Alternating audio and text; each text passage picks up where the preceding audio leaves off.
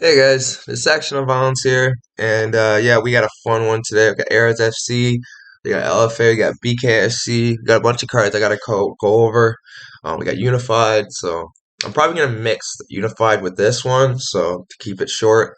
But let's get right into it. So we got let's start off with we got Kenzo Soares Silva versus Hoffy Hulsen.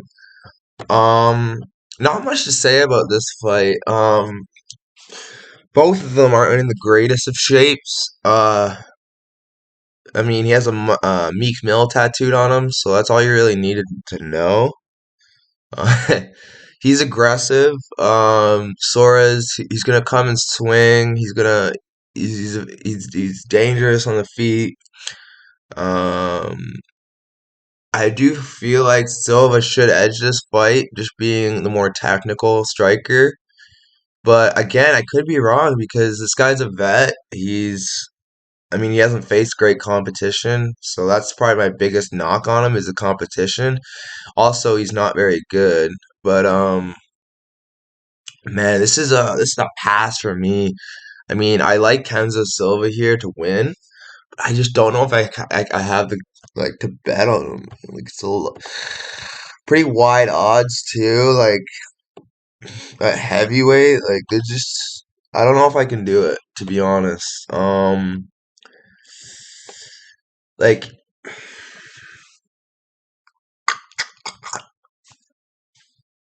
this is a hard one for me. I'm gonna go with Kenzo Soares Silva, but I'm probably gonna take a shot on the dog just because, Matt, I don't like this. The heavyweight with me, the foreign promotions are usually dog or pass, especially when the one has experience over the one. I'm gonna go with Kenzo Silva, but it's a slight lean. Um, yeah. Moving on, we got Ali Joseph versus Hugo Guilon. So Hugo, he's a fraud. That's the biggest thing I could say about Hugo. He's that 4-1 record looks pretty and all, but he has nothing to back it up. So when I watch him, I think to myself, "Damn, he is some skill. He's aggressive. He comes heavy in that first round, but man, he gasses hard. And when you're gassing hard against Frank Martin, um, and I don't think he's very credentialed at all.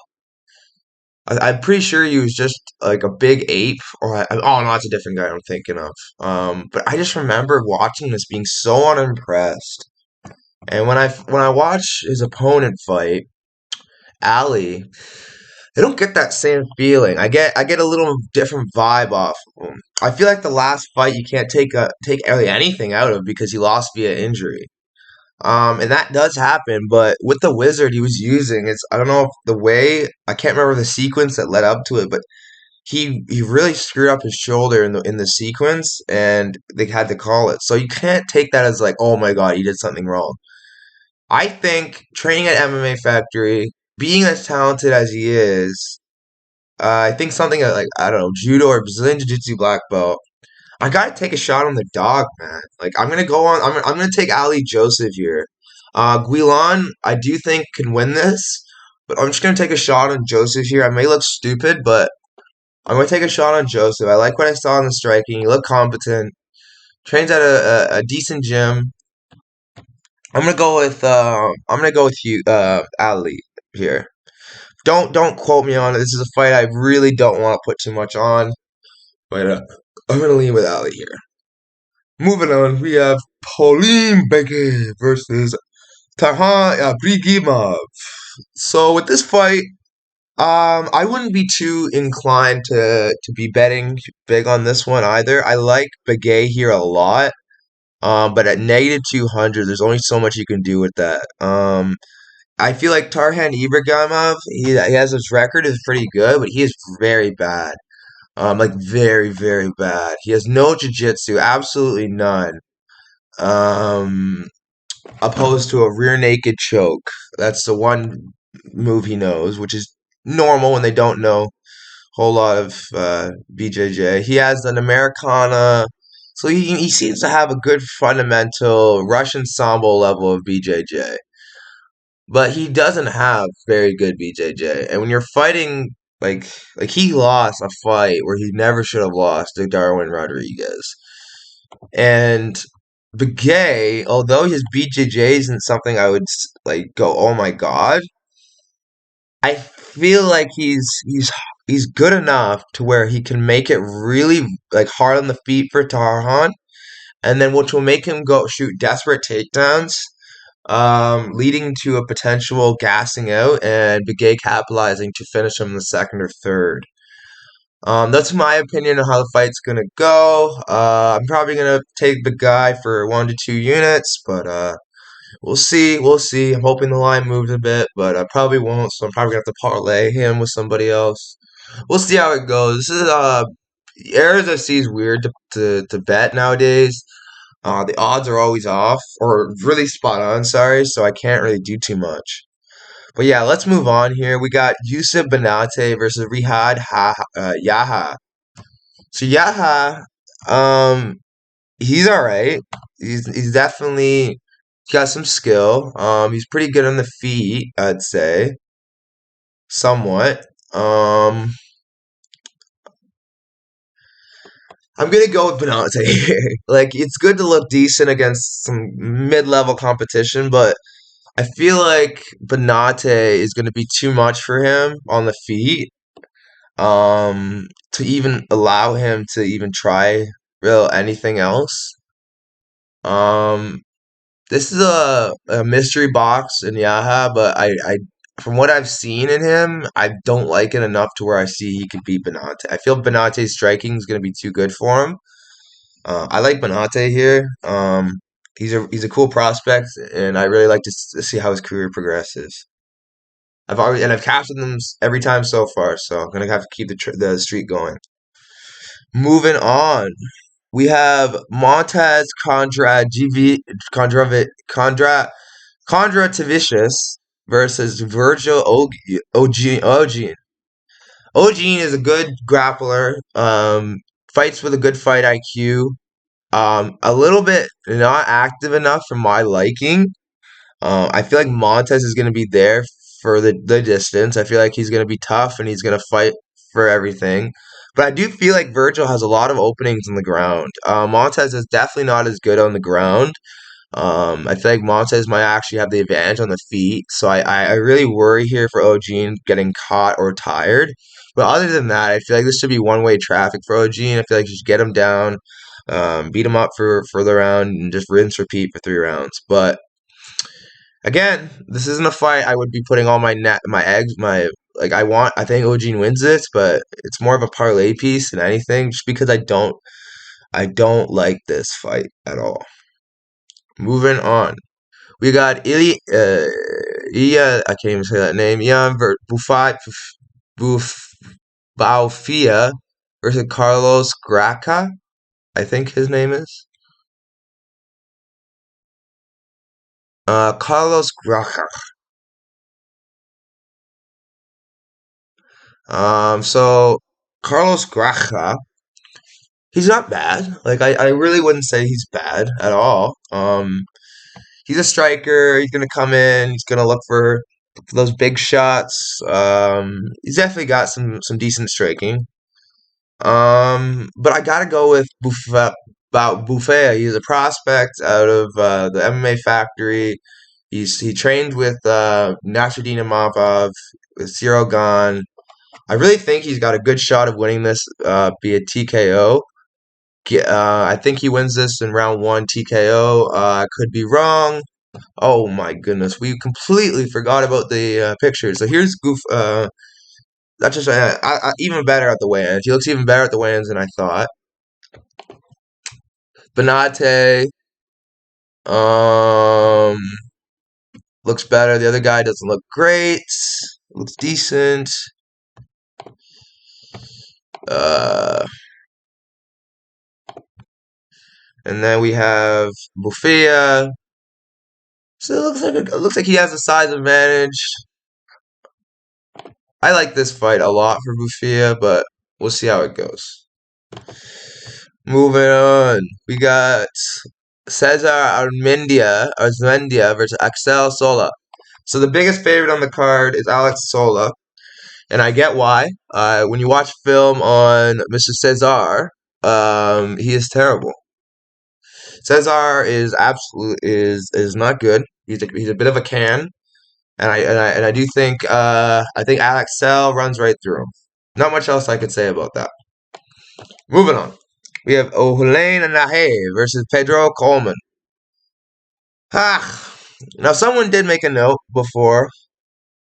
Um, Something about Coleman. I remember that. Ugh, it's still there.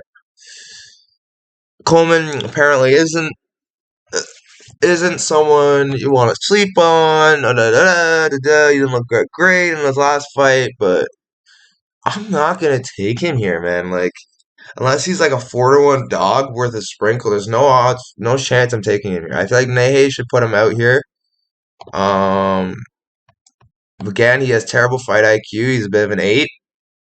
But I do think he wins this. I do think he has a good showing. Bit of a worry with how easy Felipe Colares got him down and subbed him, but I'm gonna go with Nahe here. I think Nahe is gonna be able to, if not get the TKO, get the unanimous decision, split decision, one of the two. I feel like Nahi knows how to win fights, even though he's a bit of an ape, and it catches him in submissions. I'm gonna go with a Nahi here.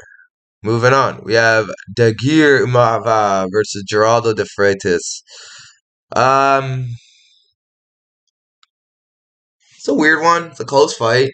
So someone made a good comment over here. It's actually the only one. It's a good. I'm gonna let you guys read it just because, again, I don't want to steal anyone's words. Um,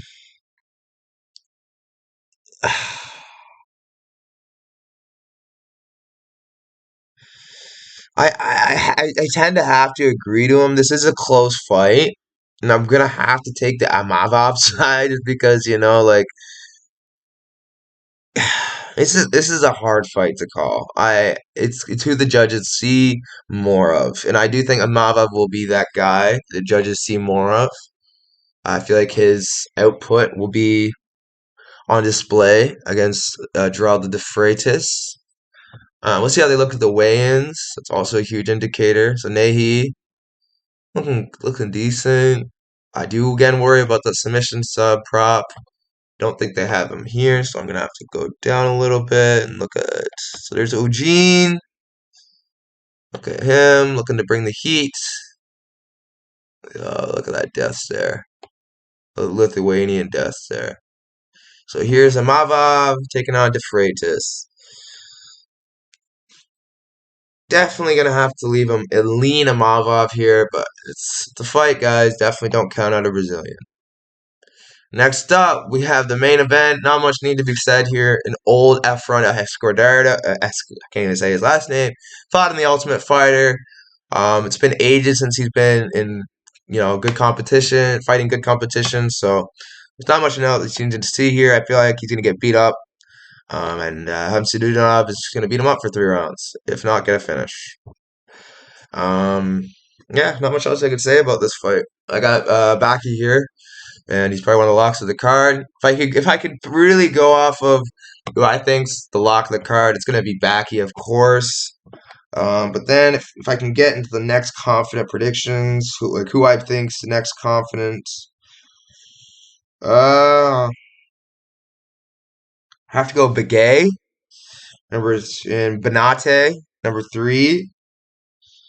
Uh, Number 4 or number 3 Sola as well. Number 4 Bufia, and number 5 Ugin. Okay, guys, like, subscribe. You know the drill. We'll keep cashing. Um, yeah, let's keep it moving. We got Unified to cover. Ugh, let's get on to Unified. So we won't go too into depth. These are mostly my teammates, so I can't really get into it even if I wanted to. But yeah, let's get into it. We got Sean Johnson taking on Cody Kovanchuk. Sean Johnson, the brutal noodle. Um, he's been there. He's fought guys, lost most of them. or actually he's lost about as much as he's won.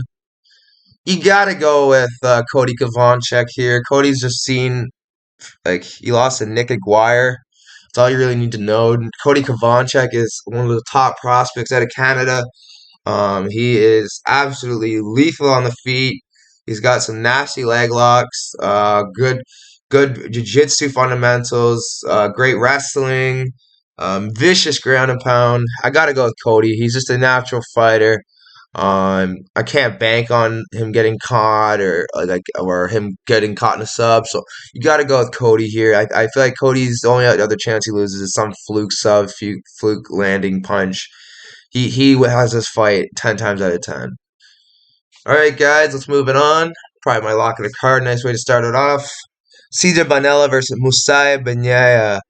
This is a no touch spot for me. I don't like either of this. Like I can't really see a side here. I like Vanilla a bit as a side, but 2-2 with not the greatest. Like you can't really take much out of this.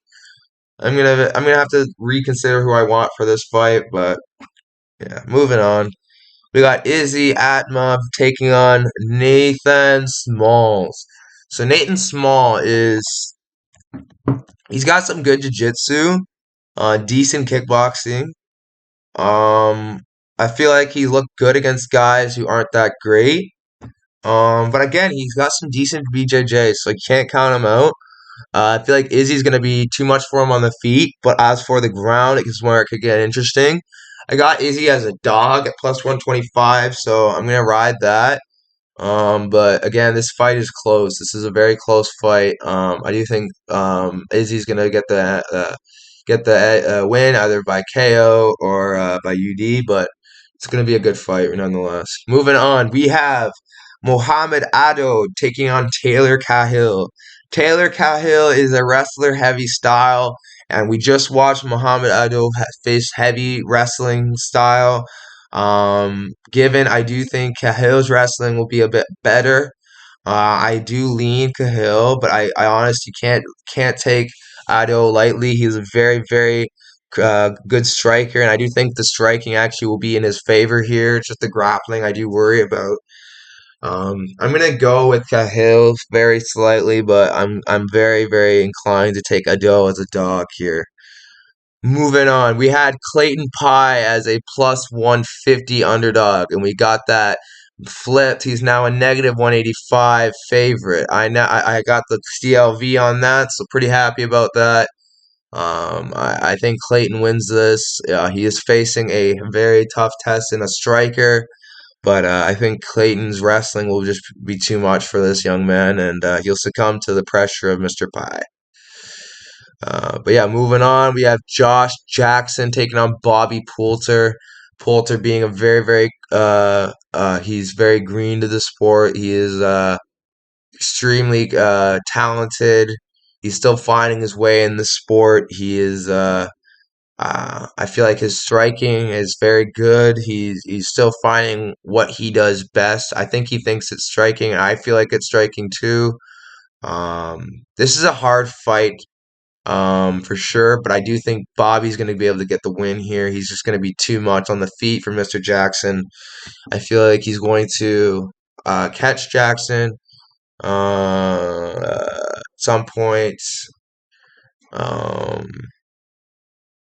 I feel like Jackson's faced a lot of competition where they aren't the greatest, and he's looked good. This is a hard one for me because I do think Bobby wins this. It's just the negative 350 line is a little bit too much for me. I'm gonna take it still, probably in a parlay spot, but again, negative 350 is a bit my over my limit, so I can't take that. But I do think Bobby wins this, and I'm pretty confident in that. Moving on, we have Tom Theocaris versus Nathan Pierce. So Nathan Pierce, he is 4-4, and he has lost uh most of his fights via punches and decision. Um, I don't really know too much of what to say here. other than I think Tom will be too much for him on the feet. Tom has more tools to win this fight. I do worry a bit that anyone can get chinned. Um, but I think Tom wins this fight. I'm fairly confident he gets the dub here, either by TKO or unanimous decision. Moving on, we have Vladimir Kazbekov versus Gary Conkel. So Gary Conkel, he's an interesting character. He is very content in laying a guard. He's got some BJJ, which could be a problem here. I feel like it only could be a problem if Vlad gets caught in something or gets tired. And I do think the chance of him getting tired could be there, but I do think he's a better fighter. I think he has better wrestling. I think he's a better striker. I'm gonna lean Vlad here. I like Vlad a lot. Not like him a lot, but I like him to win. I don't know about a lot, but I like him to win. Um, yeah, I like Vlad here. It's a fight I wouldn't be too heavy on, especially at negative 170. It's more of a negative 130, negative 150, but I'll take it. I'm gonna go with Vlad here. He trains hard. He works with good fighters. He trains with the best. Gotta go with Vlad. Moving on, we got Aragus Tegeta versus Bradley Desir. This is gonna be a quick one. So Bradley Desir, he's 10-7. Experience. He's coming off of 2 losses via TKO. He's got some striking, a little bit of jiu-jitsu. I gotta go with Urgus here. He's just too much, man. Once he gets you down, it's over. I got Urgus here. It's gonna be long way traffic in my opinion, but it's a fight. Anything can happen. Moving on, we got Tisha Guthro versus Eric Shelton, a former UFC fighter. Again, this is a hard fight to call because Shelton does everything technically very well. It's just here, when you lose to guys like Peter Caballero unanimously, and you're losing to guys like Alex Perez, Jared Brooks, you're losing to Honduras. Like, what is going on with you? That should never be happening. So for that reason, I am backing my guy, Tisha Guthro. Yes, he's fighting a very, very experienced, very, very technical fighter, and this could go very bad, but I don't think he's at any danger of getting finished. I feel like his biggest threat is a guy outpointing him for 3 rounds. And I feel like Tisha is there to outfight him. Tisha is there to fight. Meanwhile, the other guy's there to get a paycheck and rack up some points. He is not, he's 32 years old, still in the prime of his career, which is a worry, but I do think Tisha gets it done. It's going to be a good fight, close fight. We got the home crowd advantage. We got the crowd. Tisha is very good at getting the crowd on his side. I think Tisha wins this fight. If I can go off confidence, we got number 1, we got Cody Kovanchek. We got number 2, we got Urgas Tegeta.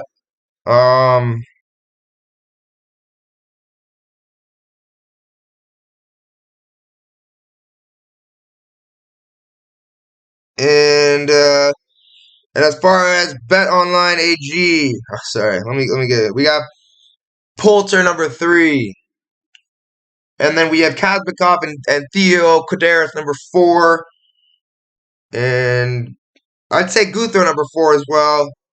We got Pie at number 5. Let's go, guys. Let's cash these tickets. Like, subscribe. You know the drill.